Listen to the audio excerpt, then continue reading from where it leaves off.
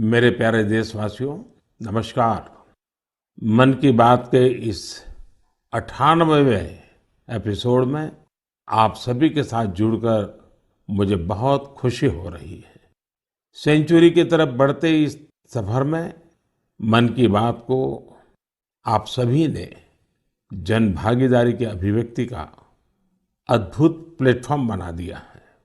हर महीने लाखों संदेशों में कितने ही लोगों के मन की बात मुझ तक पहुंचती है। आप अपने मन की शक्ति तो जानते ही हैं, वैसे ही समाज की शक्ति से कैसे देश की शक्ति बढ़ती है, ये हमने मन की बात के अलग-अलग एपिसोड में देखा है, समझा है और मैंने अनुभव किया है, स्वीकार भी किया है। मुझे वो दिन याद है जब हमने मन की बात में भारत के पारंपरिक खेलों को प्रोत्साहन की बात की थी। तुरंत उस समय देश में एक लहर सी उठ गई भारतीय खेलों के जुड़ने की, इनमें रमने की, इन्हें सीखने की। मन की बात में जब भारतीय खिलौनों की बात हुई तो देश के लोगों ने इसे भी हाथों हाथ बढ़ावा दे दिया। अब तो भारतीय खिलौनों का इतना क्रेज हो गया है कि विदेशों में भी इनकी डिमांड बहुत बढ़ रही है। जब मन की बात में हमने स्टोरी टेलिंग की भारतीय विधाओं पर बात की तो इनकी प्रसिद्धि भी दूर दूर तक पहुंच गई। लोग ज्यादा से ज्यादा भारतीय स्टोरी टेलिंग की विधाओं की तरफ आकर्षित होने लगे। साथियों, आपको याद होगा सरदार पटेल की जयंती यानी एकता दिवस के अवसर पर मन की बात में हमने 3 कॉम्पिटिशन्स की बात की थी। ये प्रतियोगिताएं देशभक्ति पर गीत, लोरी और रंगोली इससे जुड़ी थी। मुझे ये बताते हुए खुशी है, देश भर के 700 से अधिक जिलों के 5 लाख से अधिक लोगों ने बढ़ चढ़ करके इसमें हिस्सा लिया है। बच्चे, बड़े, बुजुर्ग सभी ने इसमें बढ़ चढ़कर भागीदारी की और 20 से अधिक भाषाओं में अपनी एंट्रीज भेजी है। इन कॉम्पिटिशन्स में भाग लेने वाले सभी प्रतिभागियों को मेरी ओर से बहुत-बहुत बधाई है। आप में से हर कोई अपने आप में एक चैंपियन है, कला साधक है। आप सभी ने यह दिखाया है कि अपने देश की विविधता और संस्कृति के लिए आपके हृदय में कितना प्रेम है।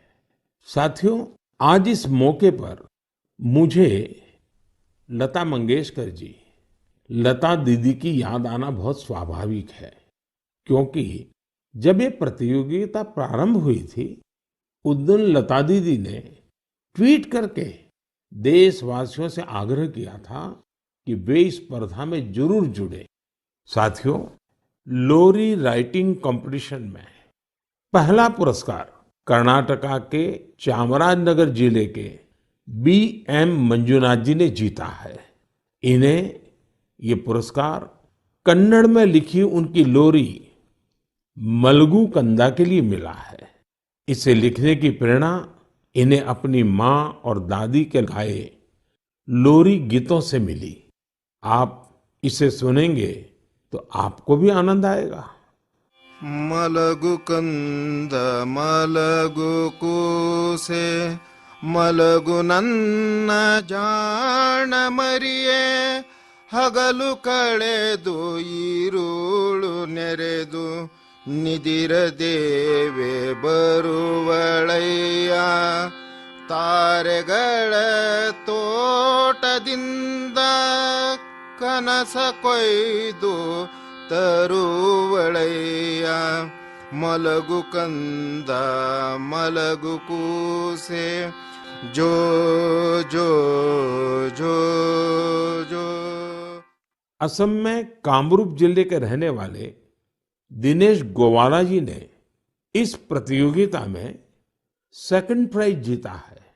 इन्होंने जो लोरी लिखी है उसमें स्थानीय मिट्टी और मेटल के बर्तन बनाने वाले कारीगरों के पॉपुलर क्राफ्ट की छाप है।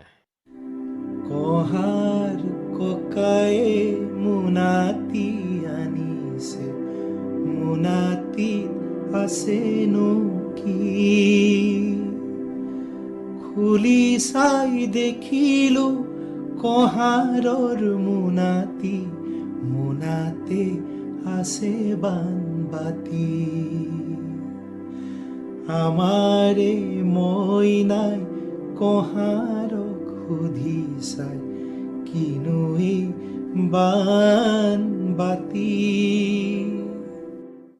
गीतों और लोरी की तरह ही रंगोली कंपटीशन भी काफी लोकप्रिय रहा।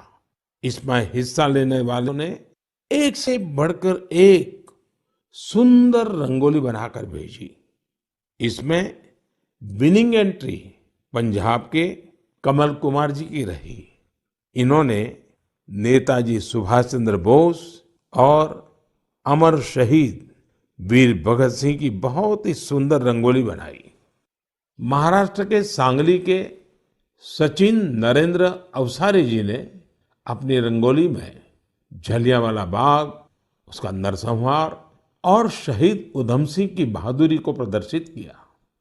गोवा के रहने वाले गुरुदत्त वांटेकर जी ने गांधी जी की रंगोली बनाई, जबकि पुडुचेरी के मालातिसेल्वन जी ने भी आजादी के कई महान सेनानियों पर अपना फोकस रखा।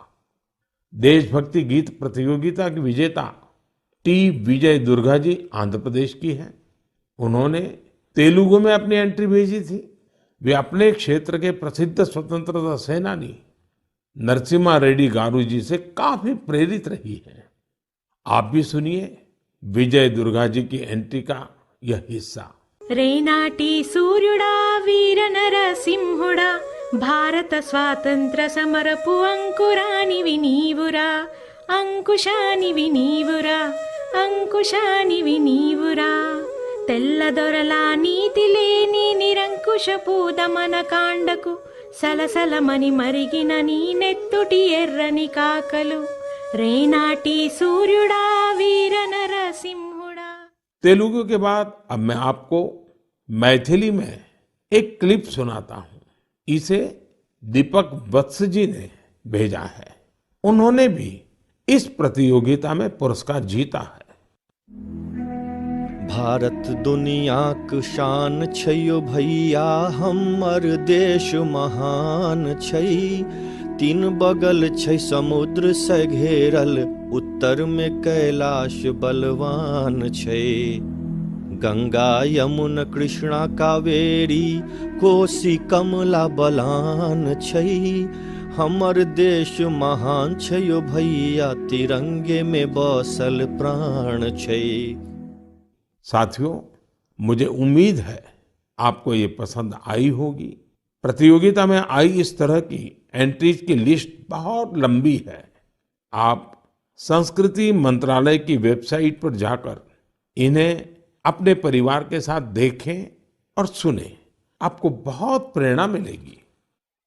मेरे प्यारे देशवासियों, बात बनारस की हो, शहनाई की हो, उस्ताद बिस्मिल्लाह खान जी की हो, तो स्वाभाविक है कि मेरा ध्यान उस तरफ जाएगा ही। कुछ दिन पहले उस्ताद बिस्मिल्लाह खान युवा पुरस्कार दिए गए। ये पुरस्कार म्यूजिक और परफॉर्मिंग आर्ट्स के क्षेत्र में उभर रहे प्रतिभाशाली कलाकारों को दिए जाते हैं।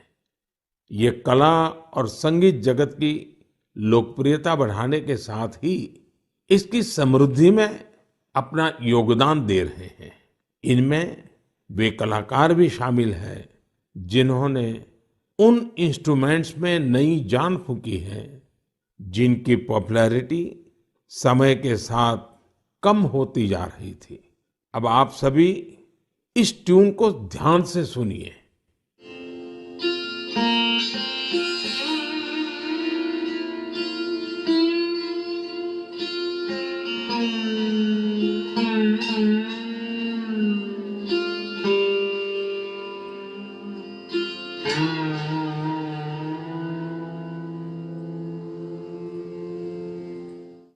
क्या आप जानते हैं ये कौन सा इंस्ट्रूमेंट है?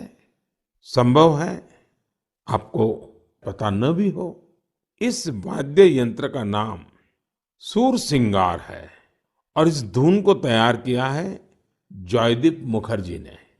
जॉयदीप जी उस्ताद बिस्मिल्लाह खान पुरस्कार से सम्मानित युवाओं में शामिल है।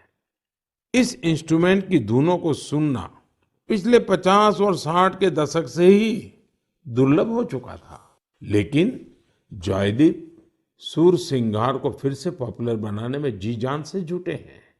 उसी प्रकार बहन उप्पलपू नागमणि जी का प्रयास भी बहुत ही प्रेरक है, जिन्हें मैंडोलिन में कार्नाटिक इंस्ट्रूमेंटल के लिए यह पुरस्कार दिया गया है। वहीं संग्राम सिंह सुहास भंडारे जी को वारकरी कीर्तन के लिए यह पुरस्कार मिला है। इस लिस्ट में सिर्फ संगीत से जुड़े कलाकार ही नहीं है। वी दुर्गा देवी जी ने नृत्य की एक प्राचीन शैली करकट्टम के लिए यह पुरस्कार जीता है। इस पुरस्कार के एक और विजेता राजकुमार नायक जी ने तेलंगाना के 31 जिलों में 101 दिन तक चलने वाली पेरिनी ओडिसी का आयोजन किया था। आज लोग इन्हें पेरिनी राजकुमार के नाम से जानने लगे हैं। पेरिनी नाट्यम भगवान शिव को समर्पित एक नृत्य है जो काकतीय डायनेस्टी के दौर में काफी लोकप्रिय था। इस डायनेस्टी की जड़ें आज के तेलंगाना से जुड़ी हैं। एक अन्य पुरस्कार विजेता साइखोम सुरचंद्रा सिंह जी है। ये मैतेई पुंग इंस्ट्रूमेंट बनाने में अपनी महारत के लिए जाने जाते हैं। इस इंस्ट्रूमेंट का मणिपुर से नाता है। पूरन सिंह एक दिव्यांग कलाकार है जो राजुला, मलुशाही, नेओली, हुड़का बोल, जागर जैसे विभिन्न म्यूजिक फॉर्म्स को लोकप्रिय बना रहे हैं। इन्होंने इनसे जुड़ी कई ऑडियो रिकॉर्डिंग्स भी तैयार की है।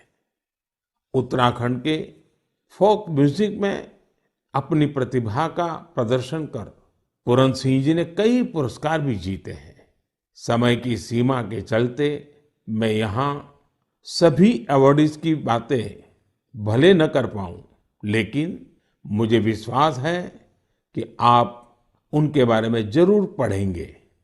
मुझे उम्मीद है कि ये सभी कलाकार परफॉर्मिंग आर्ट्स को और पॉपुलर बनाने के लिए ग्रास रूट्स पर सभी को प्रेरित करते रहेंगे। मेरे प्यारे देशवासियों, तेजी से आगे बढ़ते हमारे देश में डिजिटल इंडिया की ताकत कोने कोने में दिख रही है। डिजिटल इंडिया की शक्ति को घर घर पहुंचाने में अलग अलग ऐप्स की बड़ी भूमिका होती है। ऐसा ही एक ऐप है ई संजीवनी।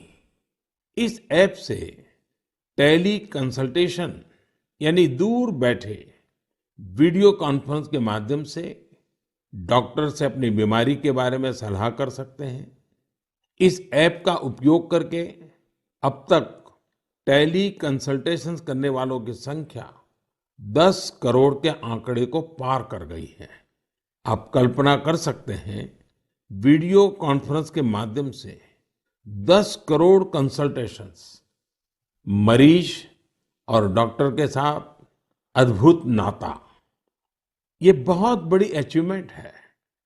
इस उपलब्धि के लिए मैं सभी डॉक्टरों और इस सुविधा का लाभ उठाने वाले मरीजों को बहुत बहुत बधाई देता हूं। भारत के लोगों ने तकनीक को कैसे अपने जीवन का हिस्सा बनाया है, ये इसका जीता जागता उदाहरण है। हमने देखा है कि कोरोना के काल में ई संजीवनी ऐप, इसके जरिए टेली कंसल्टेशन लोगों के लिए एक बड़ा वरदान साबित हुआ है। मेरा भी मन हुआ कि क्यों ना इसके बारे में मन की बात में हम एक डॉक्टर और एक मरीज से बात करें, संवाद करें और आप तक बात को पहुंचाएं। हमें जानने की कोशिश करें कि टेली कंसल्टेशन लोगों के लिए आखिर कितना प्रभावी रहा है। हमारे साथ सिक्किम से डॉक्टर मदन मणि जी हैं। डॉक्टर मदन मणि जी रहने वाले सिक्किम के ही हैं, लेकिन उन्होंने एमबीबीएस धनबाद से किया और फिर बनारस हिंदू यूनिवर्सिटी से एमडी किया। वो ग्रामीण इलाकों के सैकड़ों लोगों को टेली कंसल्टेशन दे चुके हैं। नमस्कार, नमस्कार मदन मणि जी। जी नमस्कार सर। मैं नरेंद्र मोदी बोल रहा हूँ। जी जी सर। आप तो बनारस में पढ़े हैं? जी मैं बनारस में पढ़ा हूँ सर। आपका मेडिकल एजुकेशन वहीं हुआ? जी जी। तो जब आप बनारस में थे तब का बनारस और आज बदला हुआ बनारस कभी देखने गए कि नहीं गए? जी प्रधानमंत्री जी, मैं जा नहीं पाया हूँ जब से मैं वापस सिक्किम आया हूँ, लेकिन मैंने सुना है कि काफी बदल गया है। तो कितने साल हो गए आपको बनारस छोड़े? बनारस 2006 से छोड़ा हुआ हूँ। ओह, फिर तो आपको जरूर जाना चाहिए। जी जी। अच्छा, मैंने फोन तो इसलिए किया कि आप सिक्किम के अंदर दूर सुदूर पहाड़ों में रह करके वहाँ के लोगों को टेली कंसल्टेशन का बहुत बड़ी सेवाएं दे रहे हैं। जी। मैं मन की बात के श्रोताओं को आपका अनुभव सुनाना चाहता हूँ। जी। जरा मुझे बताइए कैसा अनुभव रहा है? अनुभव बहुत बढ़िया रहा प्रधानमंत्री जी। क्या है कि सिक्किम में बहुत नजदीक का जो पीएचसी है, वहाँ जाने के लिए भी लोगों को गाड़ी में चढ़ के कम से कम 100-200 रुपया लेके जाना पड़ता है, और डॉक्टर मिले नहीं मिले ये भी एक प्रॉब्लम है। तो टेली कंसल्टेशन के माध्यम से लोग हम लोग से सीधे जुड़ जाते हैं। दूर दराज के लोग हेल्थ एंड वेलनेस सेंटर के जो सीएचओ होते हैं वो लोग हम लोग से कनेक्ट करवा देते हैं, और हम लोग का जो पुराने उनके बीमारी है, उनकी रिपोर्ट्स, उनका अभी का प्रेजेंट कंडीशन, सारी चीजें हम लोग को वो बता देते हैं। यानी डॉक्यूमेंट ट्रांसफर करते हैं? जी जी, डॉक्यूमेंट्स ट्रांसफर भी करते हैं, और अगर ट्रांसफर नहीं कर सके तो वो पढ़ के हम लोग को बताते हैं। वहाँ का वेलनेस सेंटर का डॉक्टर बताता है? जी, वेलनेस सेंटर में जो सीएचओ रहता है, कम्युनिटी हेल्थ ऑफिसर। और जो पेशेंट है वो अपनी कठिनाइयाँ आपको सीधी बताता है? जी, पेशेंट भी कठिनाई हमको बताता है। फिर पुराने रिकॉर्ड्स देख के, फिर अगर कोई नई चीजें हम लोग को जानना है, जैसे किसी का चेस्ट ऑस्कल्टेट करना है, अगर उसको पैर सूजा है कि नहीं, अगर सीएचओ ने नहीं देखा है तो हम लोग उसको बोलते हैं कि जाके देखो सूजन है नहीं है, आंख देखो, एनीमिया है कि नहीं है, उसका अगर खांसी है तो चेस्ट को ऑस्कल्टेट करो और पता करो कि वहाँ पे साउंड है कि नहीं। आप वॉइस कॉल से बात करते हैं या वीडियो कॉल का भी उपयोग करते हैं?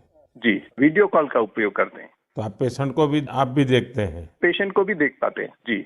पेशेंट को क्या फीलिंग आता है? पेशेंट को अच्छा लगता है, क्योंकि डॉक्टर को नजदीक से वो देख पाता है। उसको कंफ्यूजन रहता है कि उसका दवा घटाना है, बढ़ाना है, क्योंकि सिक्किम में ज्यादातर जो पेशेंट होते हैं वो डायबिटीज, हाइपरटेंशन के आते हैं, और एक डायबिटीज और हाइपरटेंशन के दवा को चेंज करने के लिए उसको डॉक्टर मिलने के लिए कितना दूर जाना पड़ता है, लेकिन टेली कंसल्टेशन के थ्रू वहीं मिल जाता है, और दवा भी हेल्थ एंड वेलनेस सेंटर में फ्री ड्रग्स इनिशिएटिव के थ्रू मिल जाता है, तो वहीं से दवा भी लेके जाता है वो। अच्छा मदन मणि जी, आप तो जानते ही हैं कि पेशेंट का एक स्वभाव रहता है कि जब तक वो डॉक्टर आता नहीं है, डॉक्टर देखता नहीं है, उसको संतोष नहीं होता है, और डॉक्टर को भी लगता है जरा मरीज को देखना पड़ेगा।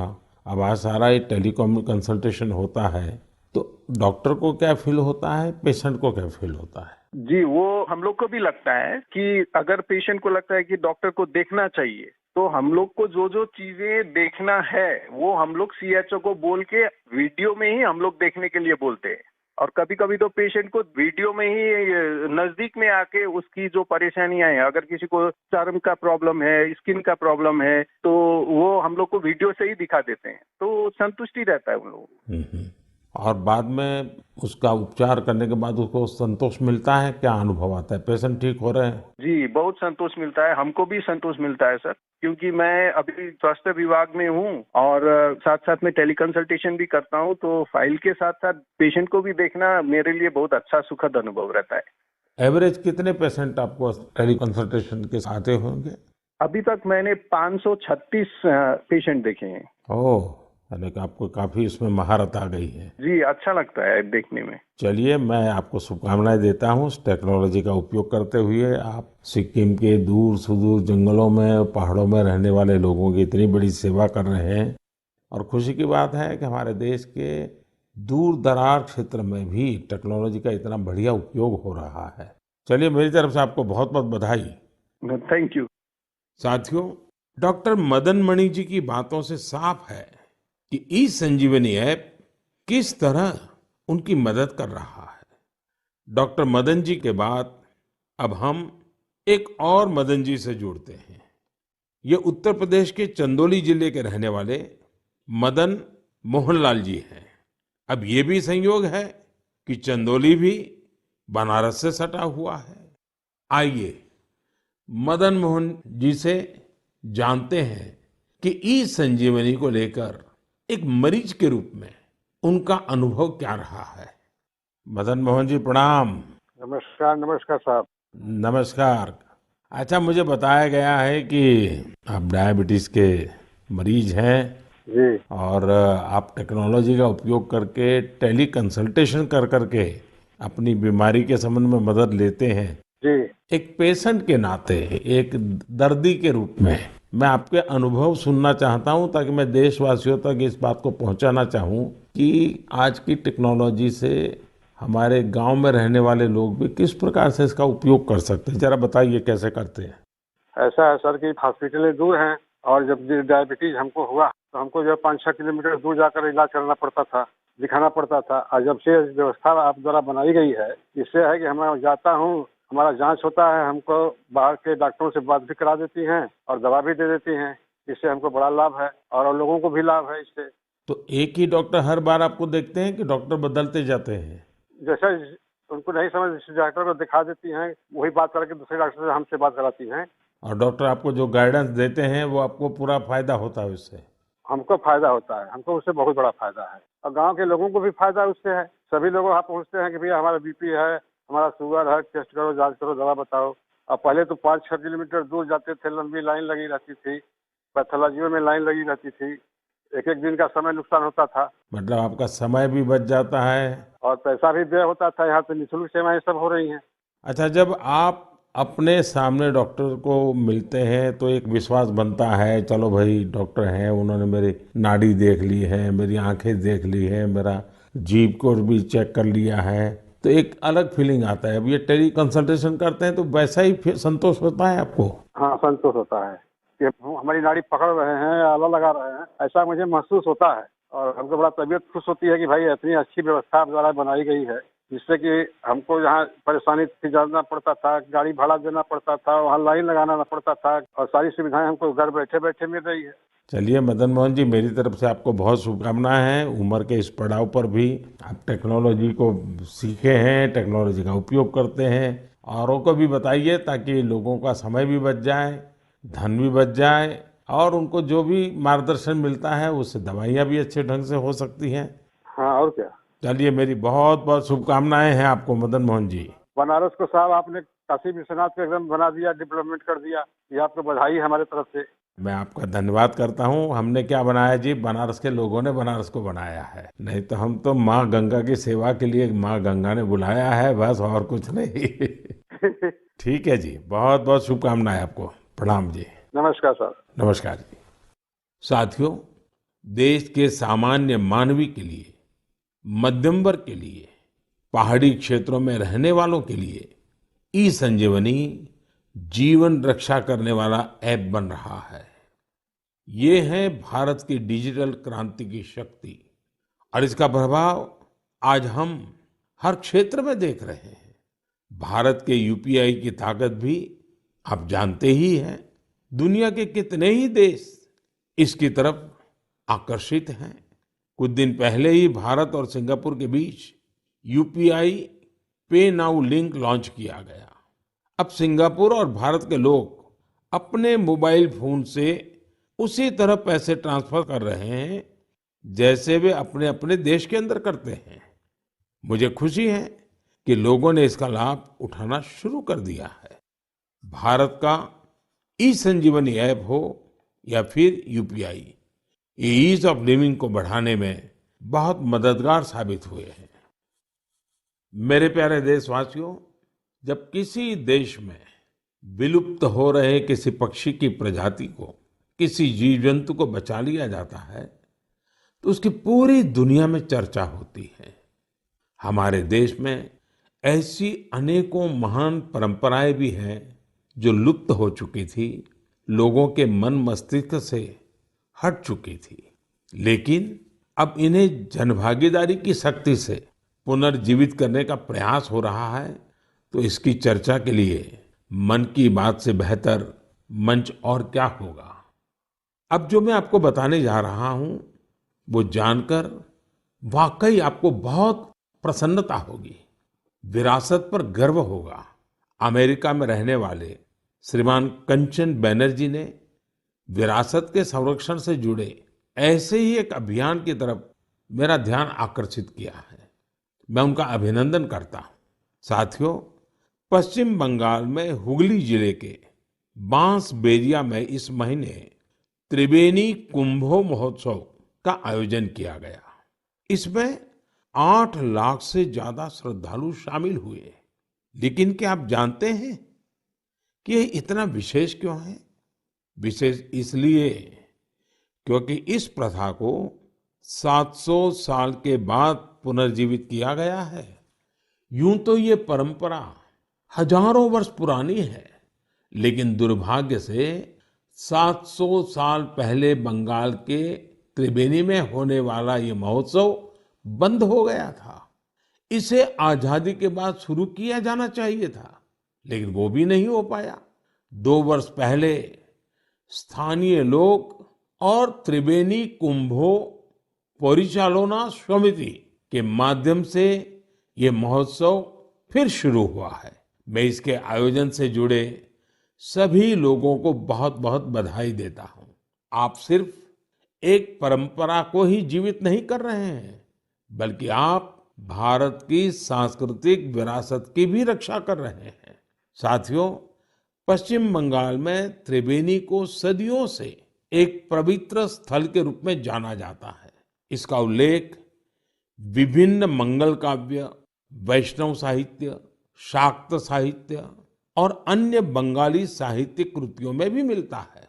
विभिन्न ऐतिहासिक दस्तावेजों से यह पता चलता है कि कभी यह क्षेत्र संस्कृत शिक्षा और भारतीय संस्कृति का केंद्र था। कई संत इसे माघ संक्रांति में कुंभ स्नान के लिए पवित्र स्थान मानते हैं। त्रिबेनी में आपको कई गंगा घाट, शिव मंदिर और टेराकोटा वास्तुकला से सजी प्राचीन इमारतें देखने को मिल जाएगी। त्रिबेनी की विरासत को पुनर्स्थापित करने और कुंभ परंपरा के गौरव को पुनर्जीवित करने के लिए यहाँ पिछले साल कुंभ मेले का आयोजन किया गया था। 7 सदियों बाद 3 दिन के कुंभ महास्नान और मेले ने इस क्षेत्र में एक नई ऊर्जा का संचार किया है। 3 दिनों तक हर रोज होने वाली गंगा आरती, रुद्राभिषेक और यज्ञ में बड़ी संख्या में लोग शामिल हुए। इस बार हुए महोत्सव में विभिन्न आश्रम, मठ और अखाड़े भी शामिल थे। बंगाली परंपराओं से जुड़ी विभिन्न विधाएं जैसे कीर्तन, बाउल, गोडियो नृत्य, श्रीखोल, पोटेर गान, छऊ नाच शाम के कार्यक्रमों में आकर्षण का केंद्र बने थे। हमारे युवाओं को देश के सुनहरे अतीत से जोड़ने का एक बहुत ही सराहनीय प्रयास है। भारत में ऐसी कई और प्रैक्टिसेस हैं जिन्हें रिवाइव करने की जरूरत है। मुझे आशा है कि इनके बारे में होने वाली चर्चा लोगों को इस दिशा में जरूर प्रेरित करेगी। मेरे प्यारे देशवासियों, स्वच्छ भारत अभियान ने हमारे देश में जन भागीदारी के मायने ही बदल दिए हैं। देश में कहीं पर भी कुछ स्वच्छता से जुड़ा हुआ होता है तो लोग इसकी जानकारी मुझ तक जरूर पहुंचाते हैं। ऐसे ही मेरा ध्यान गया है हरियाणा के युवाओं के एक स्वच्छता अभियान पर। हरियाणा में एक गांव है दुल्हेड़ी। यहाँ के युवाओं ने तय किया हमें भिवानी शहर को स्वच्छता के मामले में एक मिसाल बनाना है। उन्होंने युवा स्वच्छता एवं जन सेवा समिति नाम से एक संगठन बनाया। इस समिति से जुड़े युवा सुबह 4 बजे भिवानी पहुंच जाते हैं। शहर के अलग अलग स्थलों पर ये मिलकर सफाई अभियान चलाते हैं। ये लोग अब तक शहर के अलग-अलग इलाकों से कई टन कूड़ा साफ कर चुके हैं। साथियों, स्वच्छ भारत अभियान का एक महत्वपूर्ण आयाम वेस्ट टू वेल्थ भी है।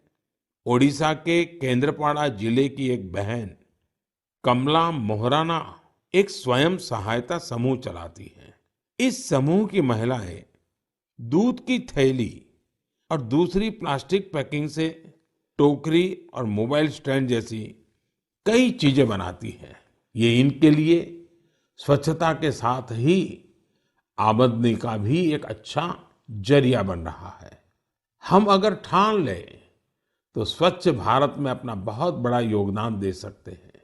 कम से कम प्लास्टिक बैग की जगह कपड़े के बैग का संकल्प तो हम सबको ही लेना चाहिए।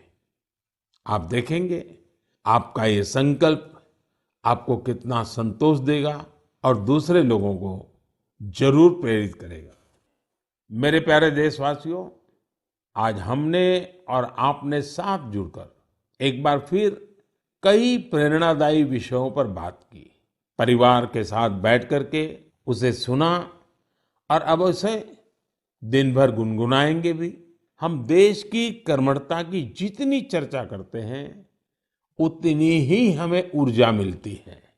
इसी ऊर्जा प्रवाह के साथ चलते चलते आज हम मन की बात के 98वें एपिसोड के मुकाम तक पहुंच गए हैं। आज से कुछ दिन बाद ही होली का त्योहार है। आप सभी को होली की शुभकामनाएं।